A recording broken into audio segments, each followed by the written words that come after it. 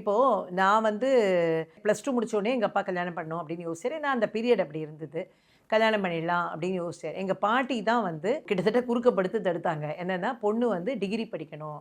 குறைஞ்சபட்சம் டிகிரியான பொண்ணுக்கு வந்து அதுதான் அவளுக்கான ஸ்ட்ரென்த்து அப்படின்னு சொல்லி அப்படி தான் நான் வந்து கண்டினியூ பண்ணி படித்து பிஜி வரைக்கும் நான் படிக்க முடிஞ்சுது. ஸோ அது மாதிரி ஒரு காலச்சூழல் இருந்தது. அதுக்கப்புறம் இப்போ ஒரு 40, 50 வருஷத்தில் பெண்களினுடைய முன்னேற்றம் அப்படிங்கிறது ரொம்ப நல்லா ஆயிடுது. ஆனால் நான் முன்னாடி சொன்ன மாதிரி ஒரு 30 வருஷம் முன்னாடி இல்லை 20 வருஷம் முன்னாடி கூட அவங்களே சம்பாதிச்சுட்டு வந்தாலும் மொத்த பணத்தையும் கொண்டு புருஷன்ட்ட கொடுக்கறது, அவங்க என்ன செலவு பண்ணலான்னு சொல்கிறாங்களோ அதுக்கு செலவு பண்ணுறது, எல்லாத்துக்கும் கணக்கு சொல்கிறது அப்படின்லாம் இருந்தது. ஆனால் இன்றைக்கி வந்து அந்த மாதிரி கிடையாது. இன்றைக்கி வந்து கொஞ்சம் பெண்கள் வந்து ரொம்ப தெளிவாக இருக்காங்க.